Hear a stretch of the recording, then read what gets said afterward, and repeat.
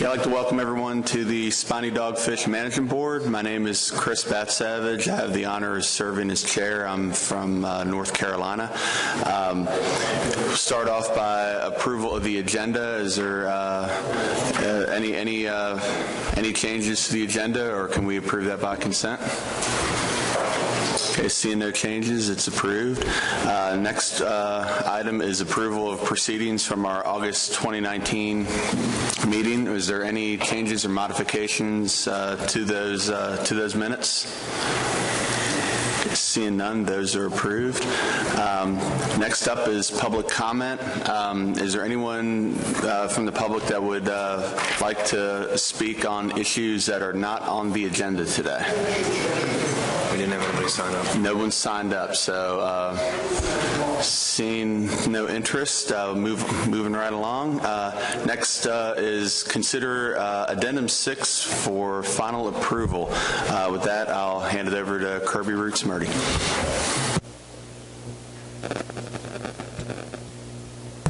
Thank you, Mr. Chair. I have a presentation I'll go through now. Just an outline. I'll give you guys a little bit of an overview of this document development, the statement of the problem, some background information.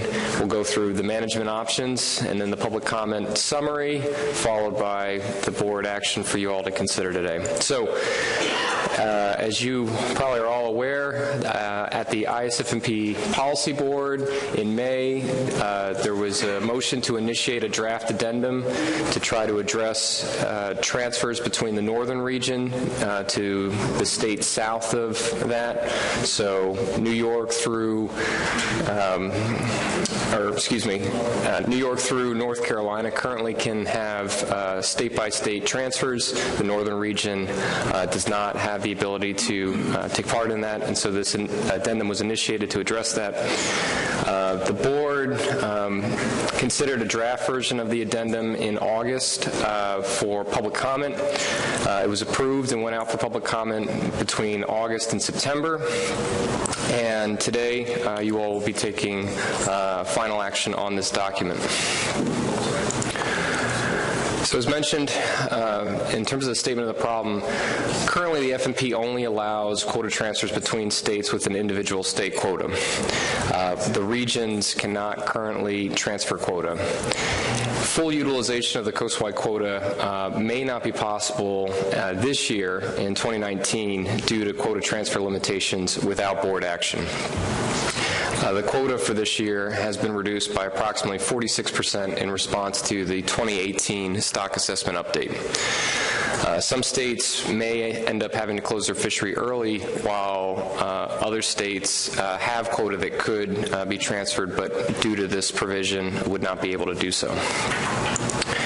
In terms of background, for the Spiny Dogfish fishery, this operates on a fishing year of May 1 through April 30th. The Commission has a complementary FMP to the federal joint FMP between the Mid-Atlantic Council and the New England Council. And Addendum 3 to the Commission's FMP established a northern region of Maine through Connecticut and state-specific allocations of the coastwide quota. And those are up on the screen for you to look at. In terms of how this fishery has played out over the last 20 years or so, total commercial landings have tracked the coastwide quota for most of the first 12 years of quota management, after which landings plateaued while the quota continued to increase. Landings during fishing year 2012 through 2018 averaged about 20.93 million pounds, while the coastwide quota averaged about 42 million pounds.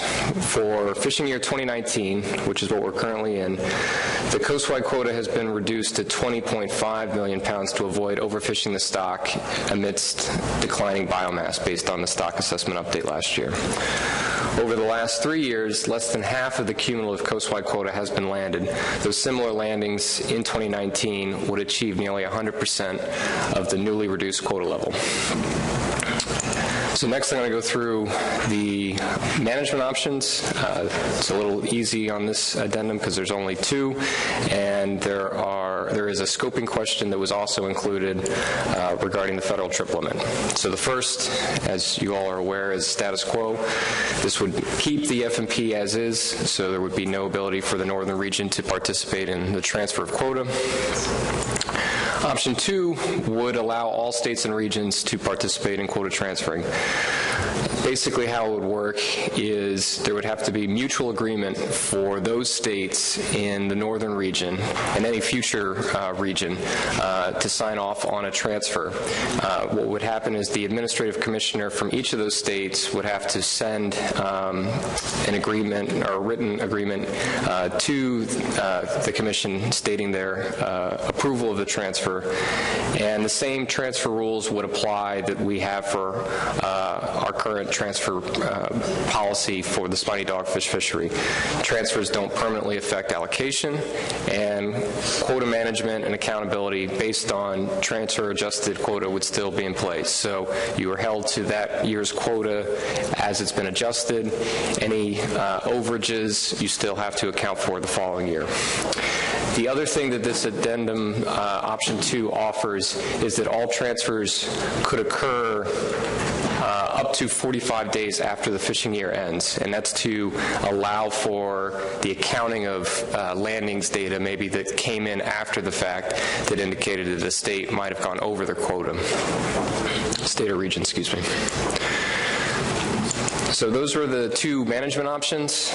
There was also a scoping question as part of this addendum, and that was, should the Commission recommend the federal commercial trip limit be eliminated and replaced by the state-by-state trip limits where they exist, New York through North Carolina, and a regional trip limit for the northern region. So as you all are aware, NOAA Fisheries annually establishes the federal commercial trip limit as a requirement for vessels with federal spiny dogfish permits. As part of the annual federal specification process, the councils make recommendations to NOAA Fisheries on what the federal commercial trip limit should be. As part of the Commission's process, the states of New York through North Carolina annually establish commercial trip limits for state permit holders, and the Commission's Spiny Dogfish Board establishes a regional trip limit, as we've discussed at previous meetings. For vessels fishing with both state and federal permits, the more restrictive trip limit must be followed regardless of where they are fishing. As part of the FMP, states set commercial trip limits to achieve their annual state and regional quota. The Commission does not establish the federal trip limit, but can make a recommendation to the councils on how that is set annually. I'll go through public comment. We didn't receive a lot of comments on this addendum, just to put it clearly. There were 3 public hearings held, one in New Hampshire, one in Rhode Island, and a virtual one. A total of 7 written comments were received. Few of the comments that were offered were specific to the options included in the addendum and the scoping question. In total, 3 were in favor of option 2, allowing quota transfers between the states and regions. 1 was in favor of maintaining the status quo. In terms of the scoping question, we had 1 person who indicated their preference for it to be eliminated, another in favor of it remaining in place, and then a third comment that actually started to question why this process was playing out. So the New England Council expressed a number of concerns regarding the Commission's public comment scoping process. They listed concerns regarding the number of public hearings that were held, the fact that there was not in the document a stated issue that was to be addressed through this scoping question, and felt that this was something best handled by the Mid-Atlantic and New England Fishery Management Council. In terms of other comments that were offered, it was noted that there's high abundance around Block Island and that there should be an effort to try to maximize the harvest of this biomass. There was also comments that said that there shouldn't be full utilization of the quota. Instead, that quota should be reduced by about 50% in all regions. There was one individual who took issue with the Northeast Fisheries Science Center's trawl survey.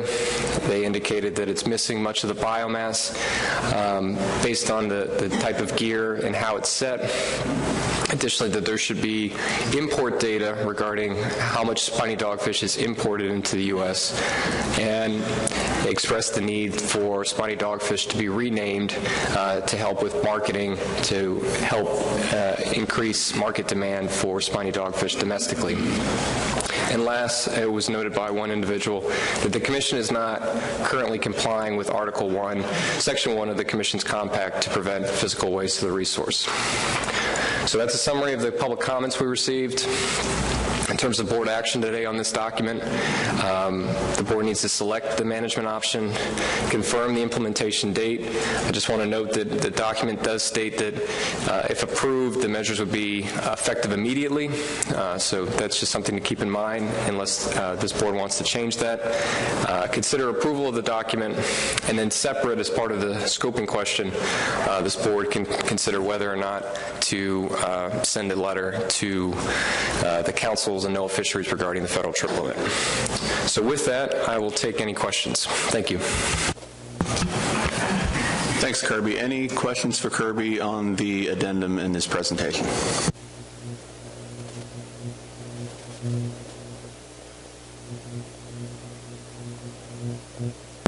Okay, so we're at a decision point on the options that were presented. Let's look for a motion. Dr. Pierce. Yeah, first of all, I'd like to thank Kirby as well as Nicola Meserve of my staff who worked quite hard on this document to get it where it is right now. I think it's very well done. It does address the motion that was made by the policy board back in May. So thank you very much for all of that work, especially you, Kirby, who got us to this particular point. I'm going to make a motion that I haven't provided it, so it's going to have to be, it's a simple motion, so don't worry. I would move that we approve draft addendum 6 to the Spiny Dogfish Interstate Fishery Management Plan.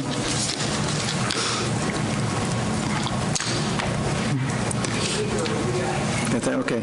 With state transfer quota option number 2, allowing quota transfers between all states and regions. I read your mind.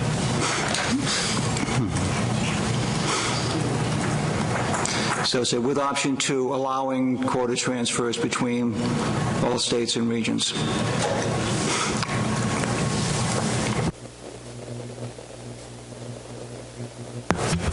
Okay, is the motion up on the board the way you want it? Okay. Second, let's look for Ricky White. Discussion on the motion? Yes, Ricky.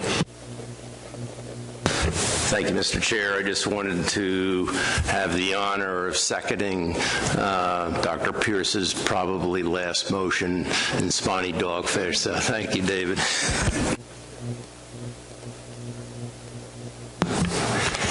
Any other discussion on the motion? I guess just a question with the motion, the way it's written. It looks like it's adopting option 2 and the plan. Do we still need to do a separate motion to adopt the plan, or is this all in one? All in one? Okay. Move to approve draft addendum 6 with options. Okay. So I guess next question is, since final action is wrapped in here, would this be a roll call vote at the same time? Tony? The only other thing that we would need in there is the implementation date. I believe it's effective immediately, if I recall correctly, but it would be good to throw it in there. And yes, Chris, it would be roll call. You can see if anyone objects if you want. Any objection for including the implementation date becoming immediately in the motion? Okay. See if there's any objection to passing it. All right, and is there any objection or abstentions for this motion? Oh. Jay McNamee. No objection. Question, this one I thought had, so it may be there and is implicit in the motion, but there was a piece about per the agreement of the states involved. I'm not sure if I'm being clear, but there needed to be, so in the northern region it's multiple states, and so I recall that there needed to be agreement between the states before the transfer could occur, and so is that implicit in this motion? Kirby? Yes, so it's outlined in option 2 that all the states have to agree on a transfer who are in that region. The administrative commissioners have to sign off on that, indicate that to staff, and then that, we would process it based off of that. Thank you for the clarification.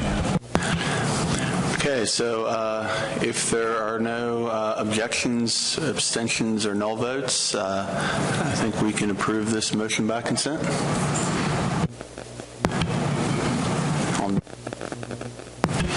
Okay. On the next, actually what I'll do now is, in Kirby's presentation, he mentioned the federal waters trip limit question that was part of the addendum. Want to tee that up right now. As you saw in Kirby's presentation, there wasn't much comment received in general, and it was mixed on this question.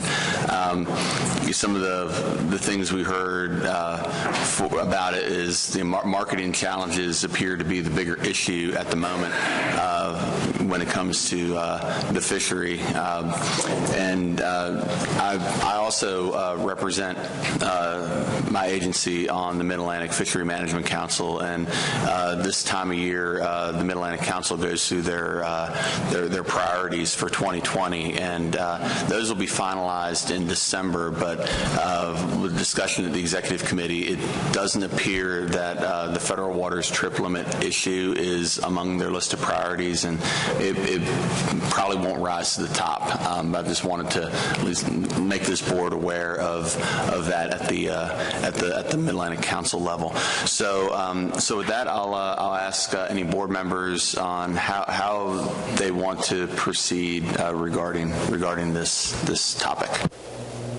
David Borden. Thank you, Mr. Chair. Since we had mixed reviews, we did have some, I thought, useful written comments submitted, but we had, at least in the case of Rhode Island, we had poor attendance at the meeting, at the public hearing, namely because it's a wind meeting about every 5 minutes in our area, and people are just getting burned out going to regulatory hearings. The impediment to making, these are just personal comments, the impediment to making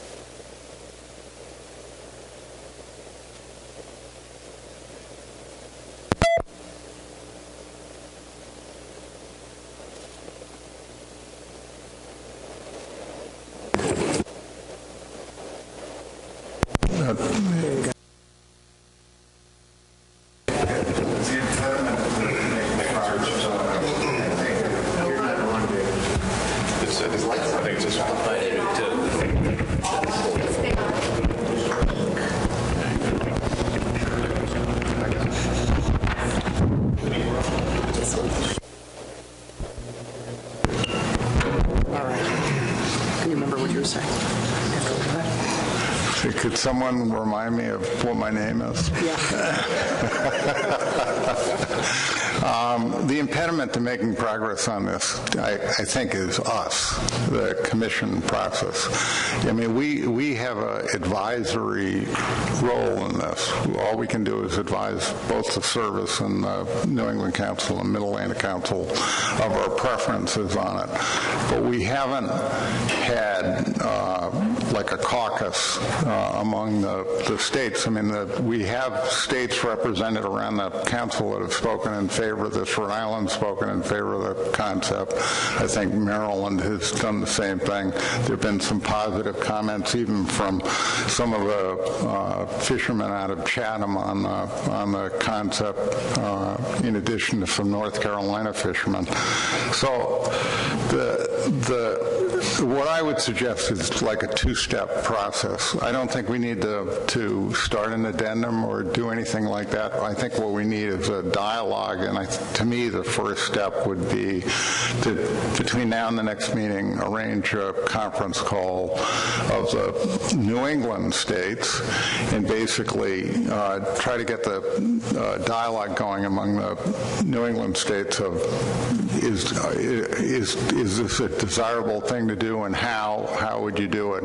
And more importantly, what would the commission do to take action to put something in place that would replace the federal trip limit? I can't envision either one of the councils or the federal government removing the federal trip limit unless they had some assurance that the commission was going to take some action to support a controlled harvest in federal waters. So I think the onus is on us, and I think the first step is basically to have a dialogue of the New England states, report at the next meeting, and then based on that report we could decide on whether or not there is a next step and what is the next step. But that's my suggestion on how to move this issue forward. Thank you.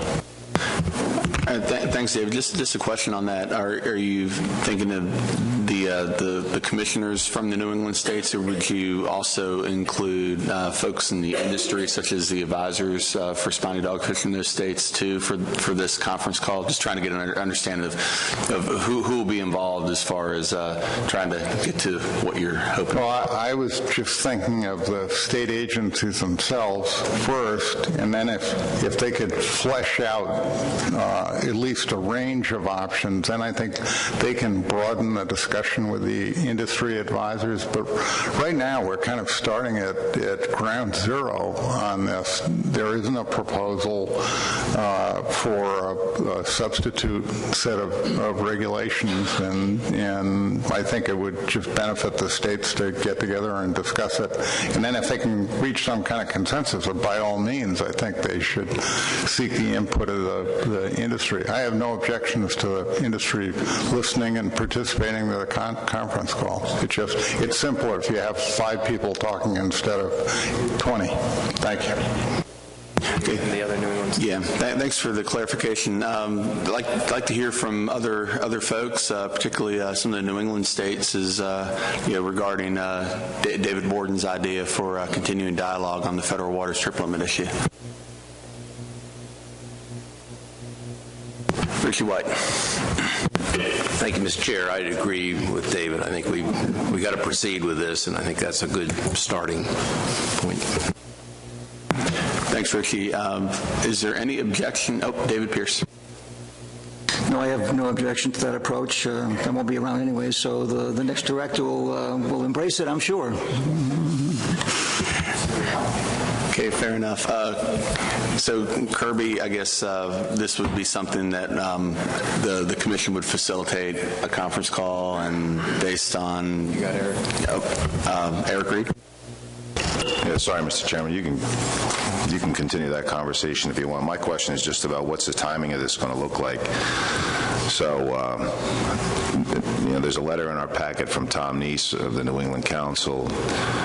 He had several reasons why he didn't want to deal with it. You can all read those. I won't repeat them here. But I would assume that whatever this discussion may be, we're going to have it before our combined meeting in December in Annapolis with the MID. And then bring it up in front of everybody. And then maybe by then we'll know what the priorities are in the Mid-Atlantic. It might die an instant death right there, Mr. Chairman, but I don't want to go through a lot of effort and end up with 0 in December. and I don't want to drag it out past December either, so. I'll let Kirby speak to the timing of that, because, yeah, there are some challenges with this. So, Kirby? Thank you, Mr. Chair. So, as Chris mentioned before, it's been communicated to us that the Mid-Atlantic Council is not taking up an action on spiny dogfish federal trip limit in 2020. So that's the plan right now is in their draft priorities. They don't have that. So we have somebody from, we have staff from the Mid-Atlantic Council here today. They can speak to how likely it would be that if you had a conference call between now and that joint meeting, whether that would change anything. I have a sense of how that might go, but they could probably speak to it better. You've got, he's at the table now. Yeah, Jason Didden, I would like to provide some comments as council staff. Thank you. So this was in our potential additions in the 2019 implementation plan, and the way the council handled it is we tried to talk the issue up a bit for our AP meeting, kind of highlighted that issue would come up during the AP meeting. Again, didn't get a lot of participation. What we did get was mixed. Same thing, the council reviewed the comments you guys solicited on this issue as kind of that scoping question. Given the minimal comments that were received and their mixed nature, the council at this point has decided not to include it in the 2020 implementation plan. Now that's draft. It can change in December, but that's based on the council's evaluation of both the input coming in from our AP and your scoping process. It's not on the list of priorities for 2020 at this time. Thanks, Jason. Actually, next I had Mike Louisi. Oh, Mike, you're good. Anyone else? Okay, so Kirby, I guess we can work to try to schedule a conference call. I'm just trying to figure out where it would go next, because I think at some point it would have to come back to the board, and yeah, I'm not sure when the board will meet again. So Kirby, if you can just give some thoughts on that, and then I'll go to David. Sure. Thank you, Mr. Chair. So maybe as additional background, there has been calls organized earlier this year for the Mid-Atlantic states commissioners to talk about this issue and get their feedback on how the federal trip limit either should be adjusted or eliminated. And we have that call summary that we could pull together, and then we can do another call for the New England states and report out both of those calls to this body. But I think it might be helpful just to be clear that would be, basically you all getting on calls to summarize how you feel about it, and then me summarizing that for you, at a meeting here. So I'm not entirely sure kind of what the timetable is that you would want to deal with this in. If it's not for action in 2020, we could schedule these calls in 2020 for a 2021 action if that's of interest. But I think it's important to keep in mind kind of where the councils have indicated their priorities are, at least for the upcoming year, and consider that with when these calls need to happen and what the goal of them should be. Thanks, Kirby. David? Thank you, Chair. I don't see this as an action item. Back at it, something to do with my voice. I don't see it as an action item for 2020. I think if the Assembly here basically agrees to do a conference call, we do the conference call and we report back to this group, the full group, at the winter meeting, and which will be the next meeting, and then we decide at that point on the next step.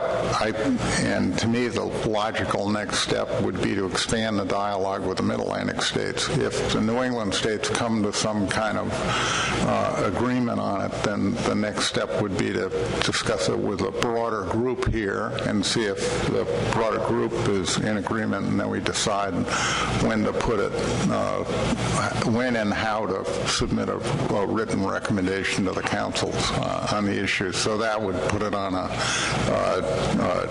2021 timeframe. Thank you. Thanks, David. Mike Louisi.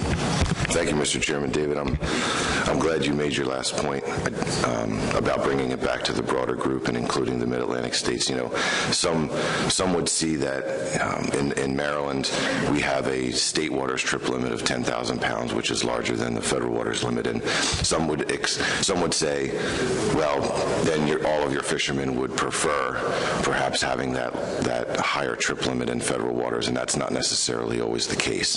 We often get a split decision on this issue when we bring it before our permit holders in Maryland. So as long as the discussion from New England is going to fold back to the Mid-Atlantic, to the southern states, I think that would be a good thing. And in the meantime, I think I'll certainly work with my staff to try to get any additional feedback that we can draw out of our permit holders to be able to inform that discussion.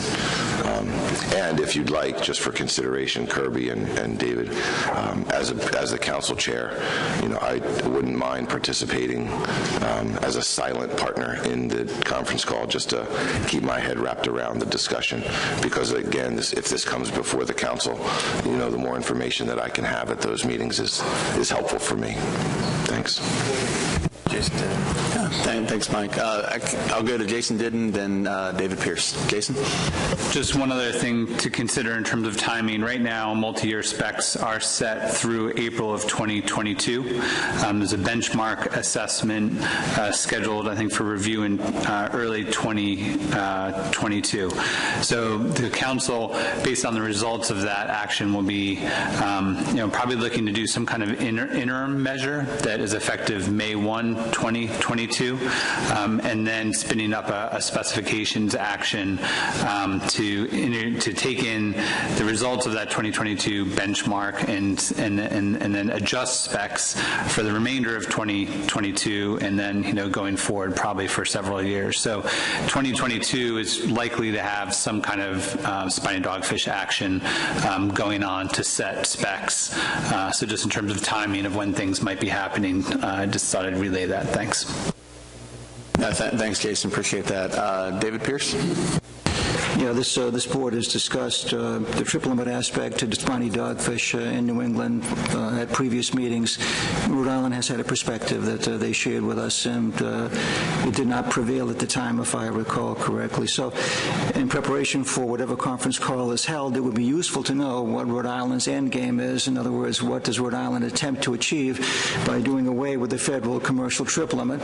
That'll be helpful because it'll give all board members advance notice as to what eventually will come before this board. It's not clear to me yet what Rhode Island is trying to achieve by getting rid of the federal trip limit.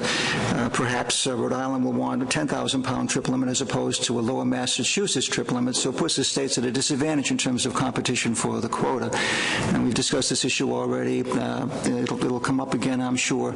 So anyways, it'll be important to know what eventually will come before this board as a motion from Rhode Island to deal with trip limits if we get rid of the federal trip limit.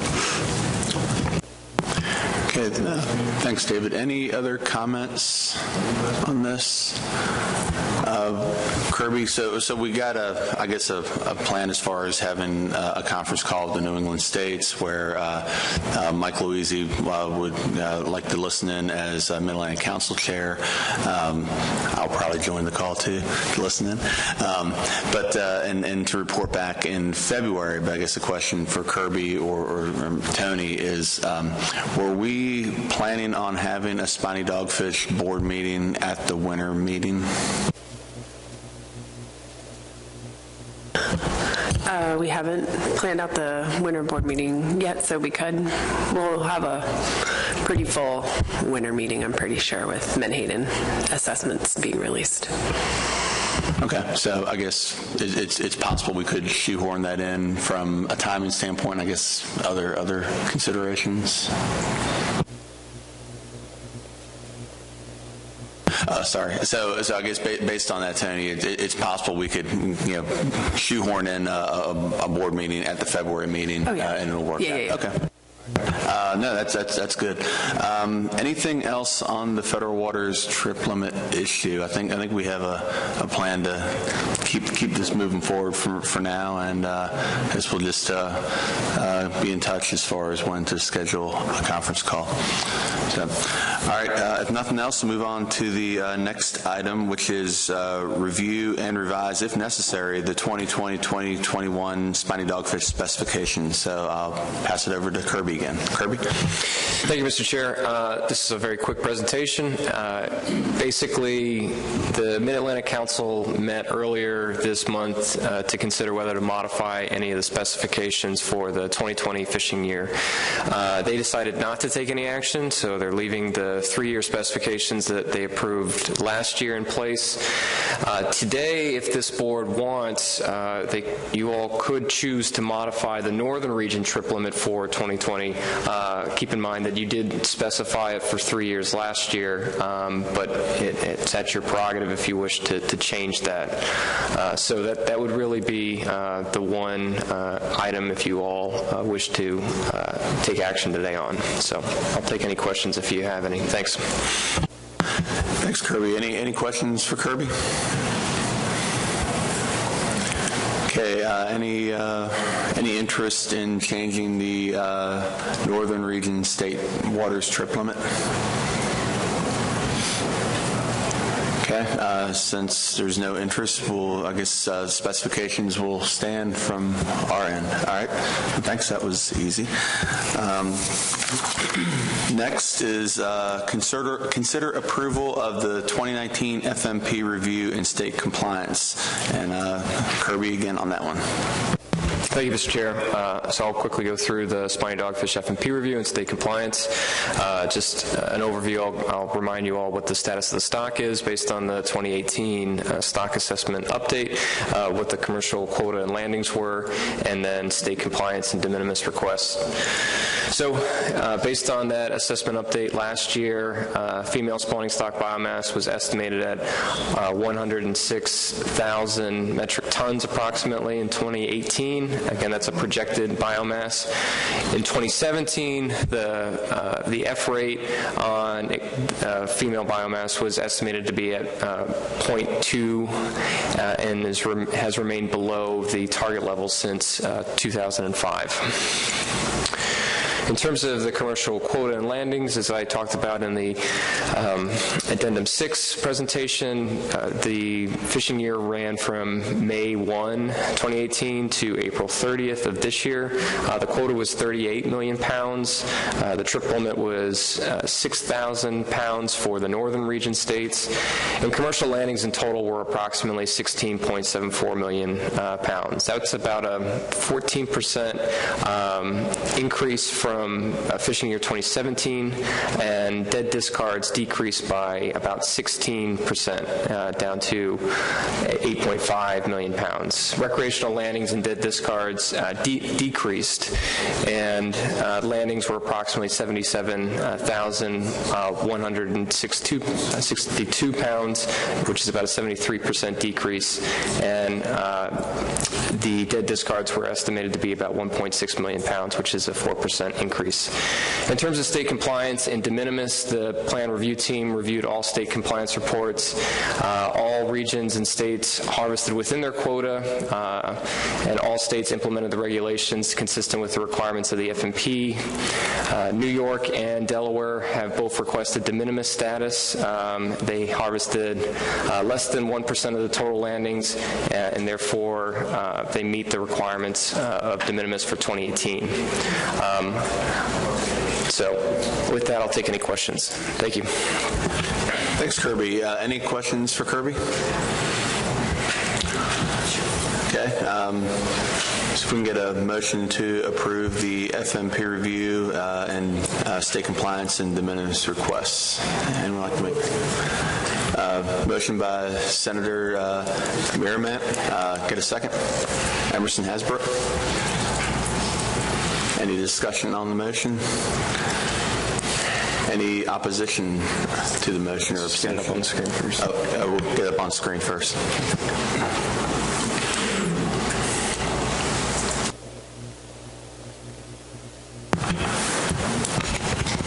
it into the record too. Move to accept the FMP review and state compliance reports for Spiny Dogfish and de minimis requests from New York and Delaware.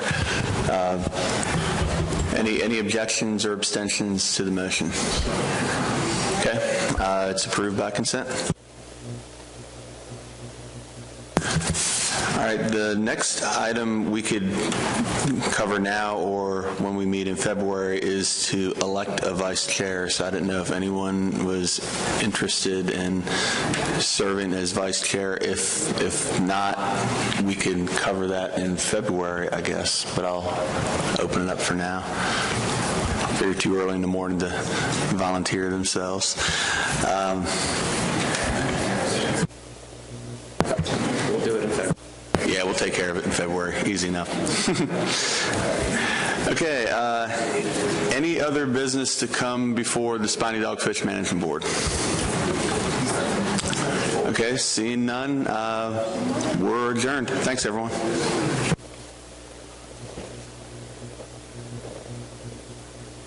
Yeah. We're going to start the horseshoe crab board at 9:30, 15 minutes early. I do. Thank you.